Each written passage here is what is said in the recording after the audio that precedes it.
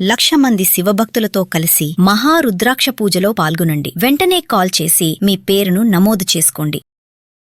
గురుగారు, దేవాలయాలకు వెళ్తుంటాం. కొన్నిసార్లు కొన్ని ఫంక్షన్స్ కానీ దేవాలయాల్లో బలి ఇస్తూ ఉంటారు, జంతు బలి.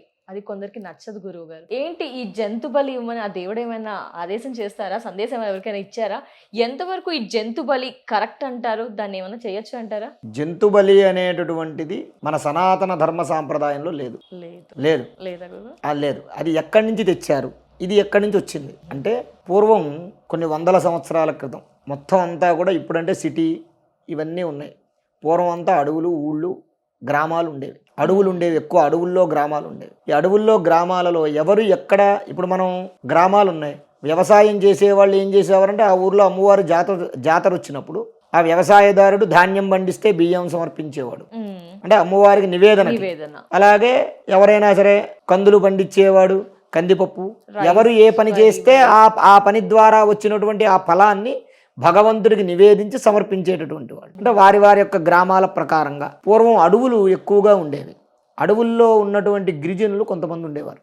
అడవుల్లో కొంత అప్పట్లో నివాసం ఉండేవారు కదా. ఈ గిరిజనులు ఏం చేసేవారయ్యా అంటే ఒక రాయిని పెట్టుకుని వారి రక్షణార్థం, వాళ్ళ యొక్క గ్రామ రక్షణార్థం దాన్ని ఒక వాళ్ళ దేవతగా భావిస్తూ ఓ రాయి పెట్టుకునేవాళ్ళు. అడవుల్లో ఏం దొరుకుతాయి? ఇవేం దొరకవుగా, కందిపప్పు, మినప్పప్పు ఇవేం దొరకవుగా. అడవుల్లో ఏం దొరుకుతాయి? వాళ్ళు ఏం తింటారు? జంతువుల్ని వేటాడి ఆ జంతువుల యొక్క మాంసం వాళ్ళు తినేవాళ్ళు. కాబట్టి వాళ్ళు ఏం చేసేవారు, ఇప్పుడు మనం ఎలాగైతే భోజనం అన్నం తింటున్నాం, రామార్పణం అనో శివార్పణం అనుకుని తింటున్నాం కదా, అలాగే వాళ్ళు ఏం చేసేవాళ్ళు అంటే వాళ్ళు ఆ మాంసం తినేవాళ్ళు. కాబట్టి అడవుల్లో ఉండేటటువంటి వాళ్ళు ఆ మాంసాన్ని ఏదైతే వాళ్ళు పూజించే దేవుడుగా భావించేటటువంటి ఆ రాయి దగ్గర ఏదైతే గ్రామదేవతో శక్తి ఏదైతే ఉంటుందో అక్కడ పెట్టి నివేదన చేసి నమస్కారం చేసుకుని తినడం మొదలెట్టేవాళ్ళు. అలా ఆ యొక్క అడవుల దగ్గర నుంచి గ్రామాలకు పాకింది, ఆ గ్రామాల దగ్గర నుంచి పట్టణాలకు పాకింది. ఎప్పుడూ కూడా ఈ సృష్టి అంతటికీ కూడా ఎక్కువగా ఇవి ఎక్కడ జరుగుతాయి? అమ్మవారి దేవాలయాల్లో ఎక్కువ జరుగుతాయి. ఇదంతా కూడా మనం కావాలని పెట్టుకున్నటువంటి ఆచారం. ఎందుకు? ఇప్పుడు నాన్ వెజ్ తినాలి, వాడి ఇంట్లో ఫంక్షను లేకపోతే ఏదో అవుతుంది, నాన్ వెజ్ పెట్టకపోతే వాడి పరువు పోతుంది, పెట్టాల్సిందే. నాన్ వెజ్ తినాలని వాడుకుంటుంది. ఓ కోడ్నో లేకపోతే ఓ మేకనో వాడు కోసి తినాలంటే జీవహింస మహాపాపం పట్టుకుంటుంది. అందుకని వాడు ఏం చేస్తాడు? ఇప్పుడు వాడు లక్ష్మీదేవి పేరు చెప్పో, సరస్వతీదేవి పేరు చెప్పో, దుర్గాదేవి పేరు చెప్పో కోయడు, కాళికాదేవి పేరు చెప్పో, పోచమ్మ పేరు, అంటే గ్రామ దేవతలు ఎవరైతే శక్తి స్వరూపాలు ఉన్నాయో వాళ్ళ పేరు చెప్పి ఆ జీవాన్ని అమ్మవారికి సమర్పిస్తున్నట్టుగా వాడు దాన్ని జీవహింస చేసి వాడు తినడం, పక్కనవాడికి పెట్టడం మొదలుపెట్టాడు. ఇది కేవలం ఎక్కడి నుంచి వచ్చింది? అడవుల నుంచి గ్రామాలకి, గ్రామాల నుంచి పట్టణాలకు వచ్చింది. వాళ్ళు తినాలంటే ఏం చేయాలి? వాడికి పాపం అంటకూడదు, జీవహింస చేసిన పాపం అంటకూడదు. అందుకని ఏం చేస్తున్నాడంటే దేవుడిని అడ్డంగా పెట్టుకుని, దేవుడి పేరుని అడ్డంగా పెట్టుకుని, లేకపోతే చిన్న పాప అన్నప్రాసన, నీ కూతురు అన్నప్రాసనకి కోడిని మేకని ఎందుకు గొయ్యాలి? అదేం మొక్కు నీకు? ఇలా హెల్త్ బా అయితే కూడా కోస్తాము ఇక్కడ.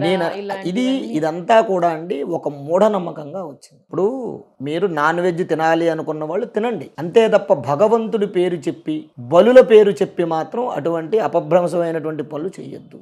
ఇప్పటికే చాలా వరకు ఎండోమెంట్ దేవాలయాల్లో అవేర్నెస్ వచ్చింది. ఇప్పుడు గ్రామ దేవతలు ఉంటారు, ఆయా దేవాలయాల్లో బయట ఉంటుంది జంతు బలి నిషిద్ధము, ఇక్కడ చేయడానికి లేదు అని చెప్పి అవేర్నెస్ అనేది చాలా వరకు వచ్చింది. కాకపోతే అంటే ఇంకా రావాలి, చాలా రావాలి అని అంటే దానికి ఏం చేయాలంటే సనాతనమైనటువంటి హిందూ ధర్మంలో ఉన్నటువంటి మనమందరము కూడా దాని యొక్క విషయం అర్థం చేసుకోవాలి. ఎదుటివాడు మనకి ఎందుకు చెప్తున్నాడో అర్థం చేసుకోవాలి. దానివల్ల వాడికి పాపం వస్తుంది. వాడేదో అమ్మవారి పేరు చెప్పి నేను మేకను కోసాను, కోడిని కోసాను, అమ్మవారికి సమర్పించాను కాబట్టి అది అమ్మవారిదే. అమ్మవారు ఏ దేవుడు కూడా జీవహింస చెయ్యమని ఏ భగవంతుడు ఎక్కడా చెప్పలేదు. గ్రామ దేవతలు కూడా ఎందుకు అడుగుతారండి? గ్రామ దేవతలు పూర్వం పరవన్నం పొంగలి పట్టమని వారు. జీవహింస ఎందుకు చెయ్యాలి? చేయమని అడిగిందా? నాకు మేకనివి కోడినివ్వు అని అడిగిందా? అడగలేదు కదా. ఇప్పుడు పూర్వం కంచి ఉండేది, కంచిలో అమ్మవారు ఉండేవారు. కథలు మనం వింటూ ఉన్నాం చిన్నప్పటి నుంచి కూడా. అమ్మవారిని కాపాలికులు పూజించేవారు. అక్కడ ఎవరు అంటే శంకరాచార్య స్వామి వారి కన్నా ముందు కాపాలికులు పూజించేవారు. కాపాలికులు ఏం చేసేవారు? కోడ్నో మేకనో జీవహింస దున్నపోతూ అలాంటి వాటిని బలిచ్చి తీసుకొచ్చి వాళ్ళు పూజించేవాళ్ళు కాబట్టి వాళ్ళ ఆచార ప్రకారంగా వాళ్ళు ఏది తింటే అది పెట్టి తింటారు. ఇప్పుడు సనాతనమైన ధర్మ సాంప్రదాయంలో మనం ఏది తింటే అది భగవంతుడికి సమర్పించినట్టుగా భావించి తినడం మనకు అలవాటు కదా. అవును. అలాగా ఆ కాలంలో వాళ్ళు చేశారు. తర్వాత శంకరాచార్య స్వామి వారు వచ్చి అలా చేయగా అమ్మవారిలో ఉగ్రత్వం పెరిగిపోయింది. ఉగ్రత్వం పెరిగిపోయి అమ్మవారికి ఆ మాంసం అనేది లేకపోతే వాళ్ళకి కరువు కాటకాలు వచ్చాయి. ఒక జంతువు కాదు కదా, కనీసం దుంపలు కూడా దొరకలేదు వాళ్ళకి. రోజు ఇస్తూ ఉంటే ఏమవుతుంది, వాడికి అలవాటైపోయింది. అమ్మవారు ఏం చేసేది, ఊరి మీద పడి జనాలను తినడం మొదలెట్టింది.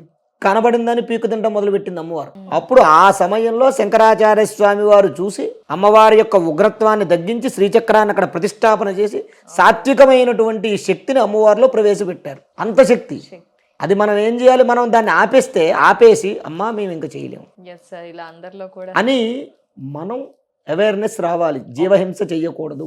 ఏదో నీ స్వార్థం కోసం, నీ కడుపు నింపుకోవడం కోసం దేవుడి పేరు చెప్పి కక్కా ముక్కా తింటాను, నా ఇష్టం వచ్చినట్టు వ్యవహారం చేస్తానంటే మాత్రం అది చాలా పాపపు పని. దానివల్ల ఖచ్చితమైన శిక్ష వాడు భవిష్యత్తులో అనుభవించాల్సిందే ఉంటుందంటారు.